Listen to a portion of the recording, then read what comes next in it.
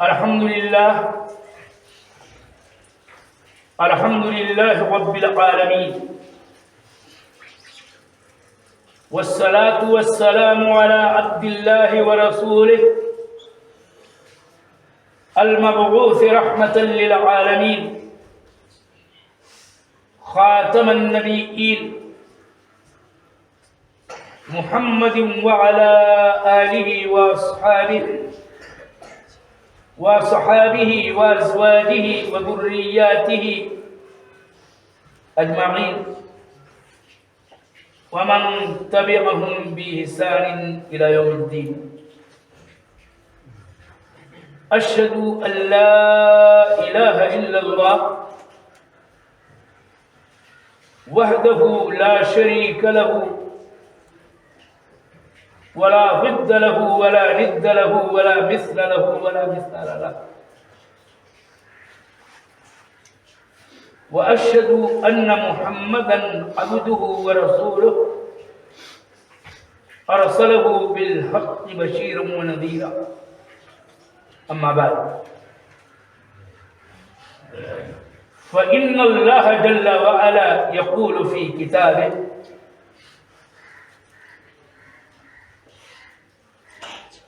والذين يقولون ربنا هب لنا من أزواجنا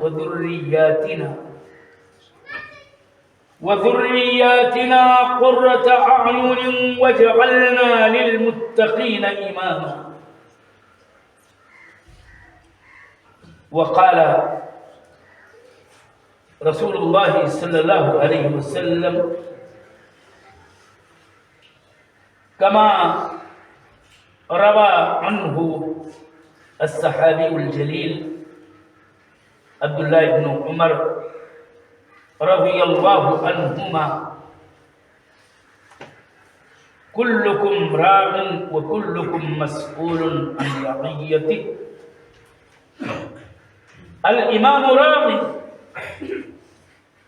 والرجل راع على أهل بيته وهو مسؤول عن رعيته، والمرأة راعية على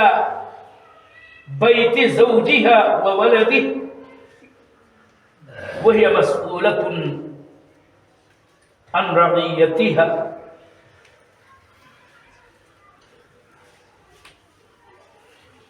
والحديث قد روي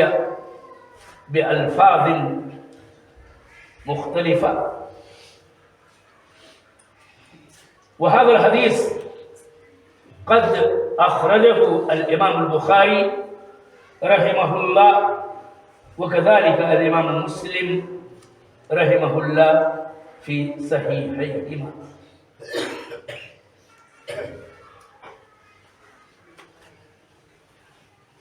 अल्लाह ताला मेरे परवरदिगार मेरे लिए मेरा सीना वा कर दे और मेरे लिए मेरा मुआमला आसान बना दे मौला। मेरी ज़बान की गिरह खोल दे कि मेरे सामईन मेरी बात समझ लें। ये अल्लाह तेरी ज़ात पाक है, हमें इल्म नहीं मगर वही और उतना जितना तूने हमें सिखा दिया है।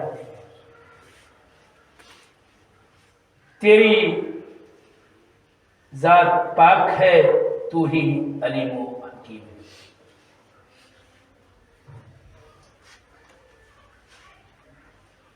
मैं हम्द व सलात के बाद और शहादतैन के बाद ये सआदत अभी दूसरे खुतबे में हासिल کر چکا ہوں کہ میں نے قرآن عظیم کی سورہ الفرقان کی ایک آیت کریمہ پڑھی ہے، اور بخاری و مسلم میں عبداللہ ابن عمر رضی اللہ تعالی عنہما سے مروی حدیث رسول میں نے آپ کو سنائی ہے عربی میں۔ اسی آیت اور حدیث کی روشنی میں میں آج کے خطبے میں کچھ باتیں نصیحت کی، واعظ کی، تذکیر کی سامنے رکھنا چاہتا ہوں۔ اور اصلاً حدیث کے اس حصے کا کہ الرجل راع علی اہل بیتہ اور المرأة راعیۃ علی بیت زوجها وولدہ پر زیادہ میں گفتگو کرنا چاہتا ہوں۔ یہ بات یاد رہے کہ اسلام ہمارا دین بڑا کامل، بڑا جامع، تمام تر شعبۂ زندگی میں رہنمائی موجود ہے، اور دین اسلام یہی تمام لوگوں کا دین ہے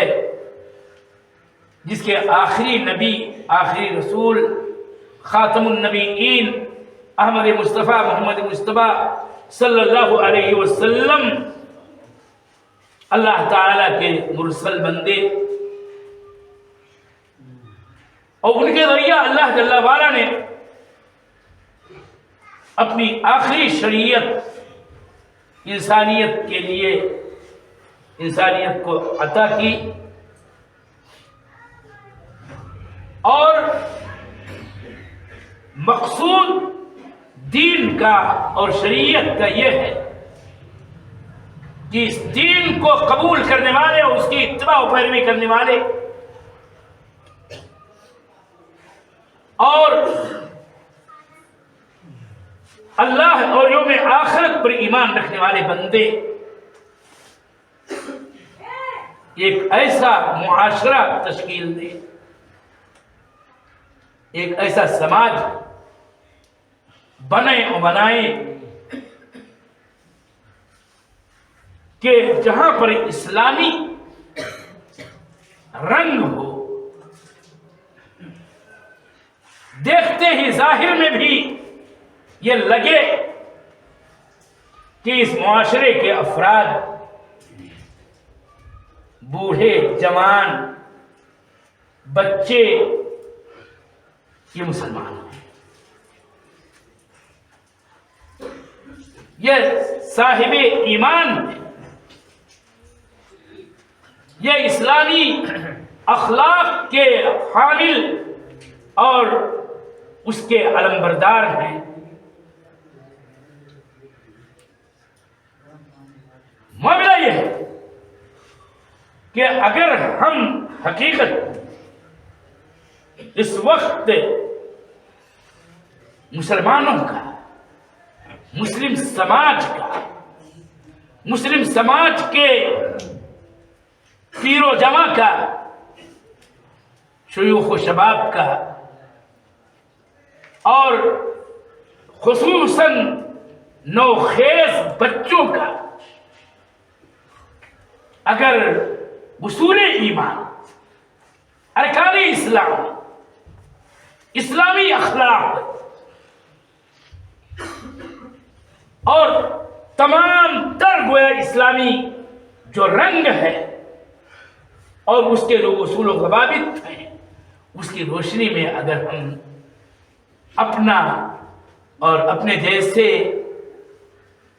کلمہ گو مسلمانوں کا، اور میں نے کہا بار بار یہ لفظ، اور اسی کو دھیان میں رکھنا بھی چاہیے آپ کو بھی، ہمیں بھی، کہ بالخصوص نسل نو کا نوخیز بچوں کا، نو عمر جوانوں کا، جو جوانی کی دہلیز پر قدم رکھنے والے ہیں یا اس سے ابھی کچھ ہے،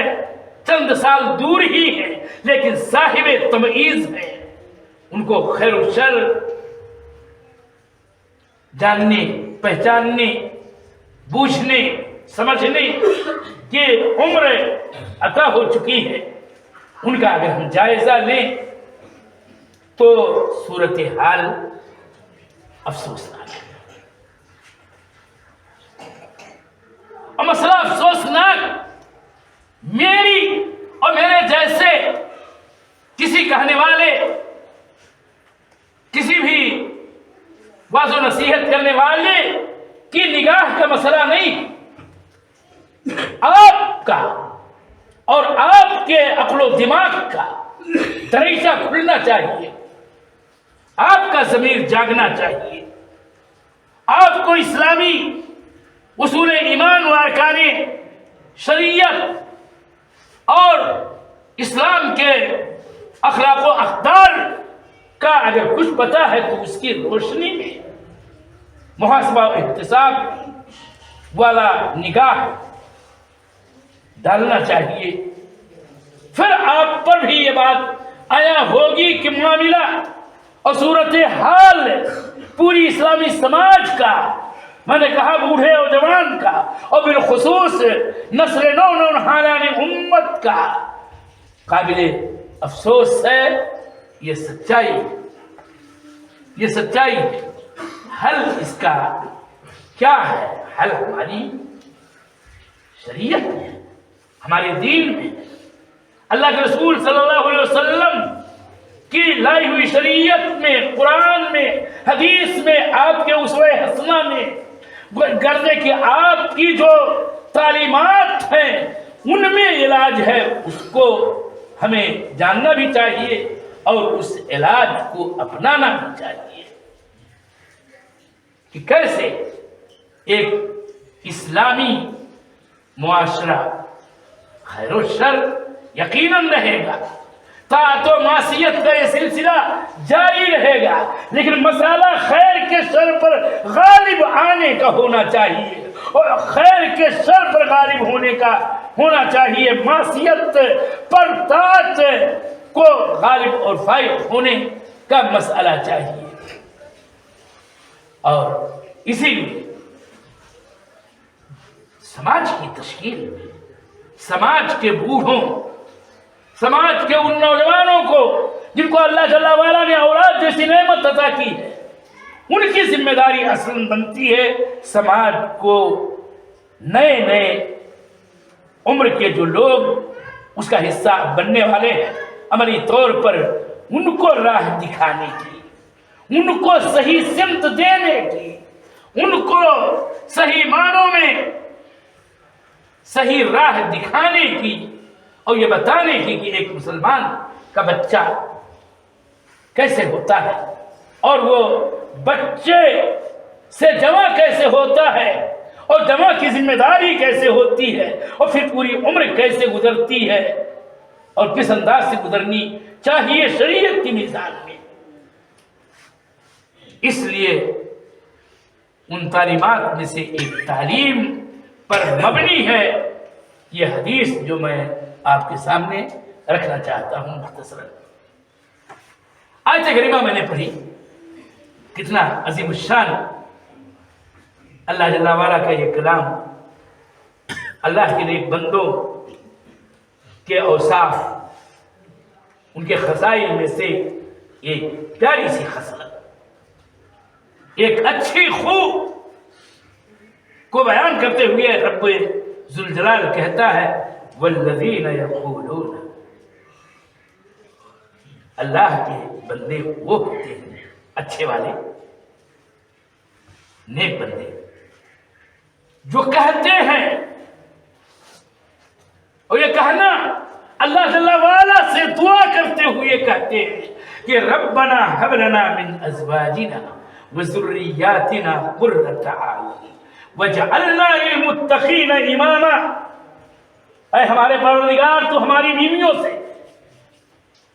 اور ہماری ذریت سے یعنی ہماری نسل سے، ہمارے بیٹوں سے، ہماری بیٹیوں سے اور اس پورے سلسلے سے میرے آنکھوں کی ٹھنڈک، ہمارے آنکھوں کی ٹھنڈک عطا کر دے. میری بیویوں سے وہ اولاد دے کہ جو ایمان و اسلام اور اخلاق و عادات کے اعتبار سے ایسے ہوں کہ ان کو دیکھ کر کے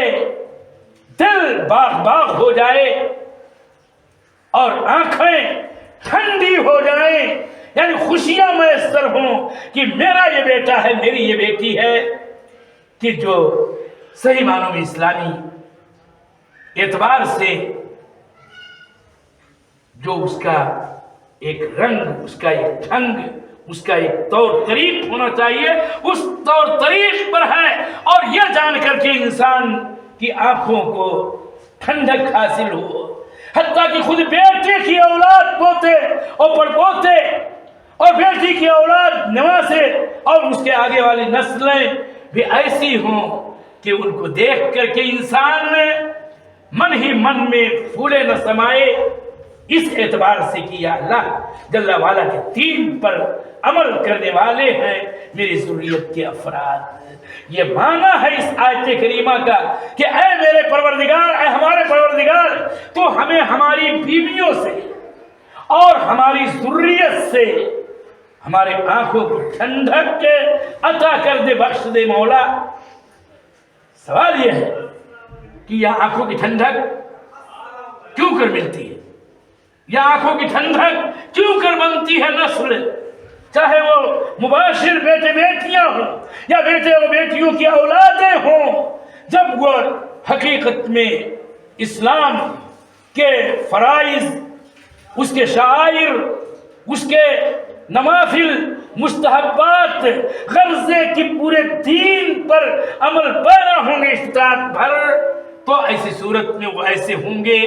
کہ وہ آنکھوں کی ٹھنڈک بنیں گے. مسئلہ مادیت کا نہیں ہے، مسئلہ یہاں تو روحانیت کا ہے، مسئلہ یہاں ایمان و دین و شریعت کا ہے. اللہ جل وعلا کی رضا جوئی کے ذریعہ وہ بہتری کہ جس سے انسان کو سرور بھی حاصل ہو اور سکون بھی حاصل ہو، یہی تو آنکھوں کی ٹھنڈک ہے. یہ آنکھوں کی ٹھنڈک اولاد کیسے بنے گی؟ یہ آنکھوں کی ٹھنڈک اولادوں کی اولادیں کیسے ہمارے لیے بن سکتی ہیں؟ حدیث میں اس کا ایک نمونہ نسخہ موجود ہے، ورنہ کتاب و سنت میں تو دلائل بے شمار ہے کہ کیسے کرنا ہوگا، کیا کرنا ہوگا اور کس انداز سے نسل نو کی تعلیم و تربیت کرنی ہوگی کہ وہ قرۃ اعین، آنکھوں کی ٹھنڈک بنیں گی. اللہ جل وعلا کا دین میں نے کہا کامل، رسول پاک صلی اللہ علیہ وسلم کی تعلیمات بڑی جامع، آپ تو جوامع الکلم عطا کیے گئے تھے. میں حدیث نبوی کا ترجمہ کر کے اپنی بات ختم کر رہا ہوں. اللہ کے نبی صلی اللہ علیہ وسلم نے کہا الا کلکم راع وکلکم مسئول عن رعیتہ. میری امت کے لوگوں، تم میں سے ہر ایک نگہبان ہے، ہر ایک نگراں ہے، ہر ایک محافظ ہے، ہر ایک رائی ہے، اور ہر ایک سے اس کی رعیت کے بارے میں، اس کے ماتحتوں کے بارے میں پوچھ گچھ کیا جائے گا. وہ جواب دہ ہوگا. آپ نے حدیث لمبی ہے، میں نے کہا کہ آپ نے ترتیب سے یوں بتایا کہ الامام راع، امام بھی دربارہ ہے، وہ نگہبان ہے، محافظ ہے اپنی پوری رعیت کا. امامت کبریٰ والا امام ہو، بادشاہ وقت اور سلطان زمانہ، امیر المومنین ہو، اس کی اپنی ذمہ داریاں ہیں اور وہ اپنی ذمہ داری کے بارے میں پوچھ گچھ اس سے ہوگی. یہ ہمارا موضوع نہیں. لیکن دوسرا حدیث کا یہ ٹکڑا کہ الرجل راع علی اہل بیتہ، रजुल हर आदमी अपने घर वालों का चरवाहा है, अपने घर वालों का जिम्मेदार है, अपने घर वालों का निगरान है और उनका निगहबान है, और उससे उसकी निगहबानी के बारे में सवाल किया जाएगा। एक आदमी है साहिब औलाद है, उसके पास घर है, घर आबाद है, बीवी है, बच्चे हैं और एक सिलसिला है ज़ुर्रियत का,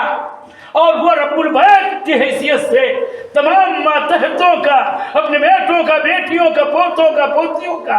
और इस तरह से जिस कदर भी उसकी ज़ुर्रियत हो सब का वो मुहाफिज और निगरान है, उसका चरवाहा है। चराना चाहिए उसको। कैसे चरा रहा है, कैसे बना रहा है, क्या सिखा रहा है, क्या अखलाक दे रहा है, क्या तालीम दे रहा है, और किस अंदाज का मोमिन और मुस्लिम शख्सियत की तश्कील करने में अपना किरदार निभा रहा है, इसके बारे में उससे सवाल किया जाएगा। वल मरअतु राइयतुन, मैंने कहा हदीस का तर्जुमा कि मरा घर में जो औरत है असल, जो किसी इंसान की बीवी है, वो बीवी साथ या मरा या औरत वो निगहबान है, और उससे उसकी निगहबानी के बारे में सवाल किया जाएगा। वो अपने शौहर के घर की निगहबान, वो शौहर की औलाद की निगहबान, शौहर के बच्चे बच्चियों की निगहबान, और उनसे भी उसकी निगहबानी के बारे में और उसकी जिम्मेदारी के बारे में जवाबदेह होना पड़ेगा। यही है वो असल मसला। यह आखिरी जुमला कि सवाल यह है कि हर एक को अपने से सवाल करना चाहिए कि हम अपनी रईयत के ताल्लुक से जो जिम्मेदारी है उस जिम्मेदारी को कहाँ तक अदा कर रहे हैं, क्या जवाबदेही का एहसास है हमें। ये बच्चे हमारे, ये जाहिर बात है कि उनके अंदर वो सूझबूझ नहीं होती है जो बड़ों के अंदर होती है, लेकिन वो उनको सूझबूझ अता करने की जिम्मेदारी और समझाने बुझाने की जिम्मेदारी, उनकी बेहतर शख्सियत की तश्कील की जिम्मेदारी तो हमारी है। वरना वो क्या जाने कि अजान के वक्त, नमाज के वक्त हाँ बैडमिंटन नहीं खेलना चाहिए और यावा गोई नहीं करना चाहिए, उसको मस्जिद के आसपास खड़े होकर के हुड़दंग नहीं करना चाहिए। ये हमें समझाना होगा कि बेटे जब नमाज का वक्त हो, अजान हो जाए तो मस्जिद के पास खेलना और शोर गुल मचाना बंद करो, ये हमारी तालीम। आदमी आता है नमाज पढ़ने, जो कैफियत रास्ते में देखता है, न सलाम करने की आदत, न किसी शर्मो हया का कोई एहसास, या 8-10 साल और 15 साल और बल्कि 20 साल तक के लड़के इतना नहीं जानते हैं कि नमाज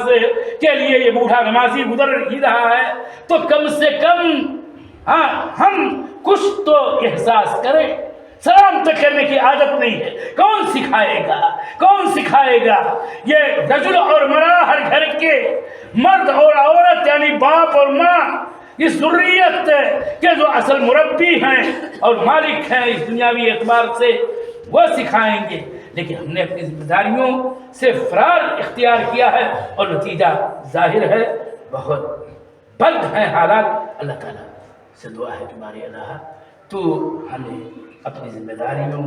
को अदा करने की तौफीक दे और हमारी औलाद को इस्लामी सांचे में ऐसे ढाल दे मौला तू अपने फजल करम से कि वो हमारी आँखों की ठंडक बन जाए। मैं इंशाअल्लाह किसी खुतबे में तरतीबवार उस जिम्मेदारियों का नंबरवार मैं जिक्र करूँगा कि कैसे वो जिम्मेदारी अपनी रईयत के मुतालिक, अपने बाल बच्चों के मुतालिक कैसे अदा करना चाहिए, क्या करना चाहिए। अल्लाह ताला मुझको तौफीक दे। अक़ूलु क़ौली हाज़ा वअस्तग़फ़िरुल्लाह ली व लकुम व लिसाइरिल मुस्लिमीन फ़ास्तग़फ़िरूहु मिन कुल्लि ज़ंबिन इन्नहु हुवल गफ़ूरुर रहीम। अल्लाहुम्मा सल्लि अला मुहम्मद व अला आलि मुहम्मद कमा सल्लैता अला इब्राहीम व अला आलि इब्राहीम इन्नका हमीदुम मजीद। अल्लाहुम्मा बारिक अला मुहम्मद व अला आलि मुहम्मद कमा बारकता अला इब्राहीम व अला आलि इब्राहीम इन्नका हमीदुम मजीद। इबादल्लाह रहिमकुमुल्लाह, इन्नल्लाह यअमुरु बिल-अदल वल इहसान व ईताइ ज़िल क़ुरबा व यनहा अनिल फ़हशाइ वल मुनकरि वल बग़य यअज़ुकुम लअल्लकुम तज़क्करून व लज़िक्रुल्लाहि अकबर।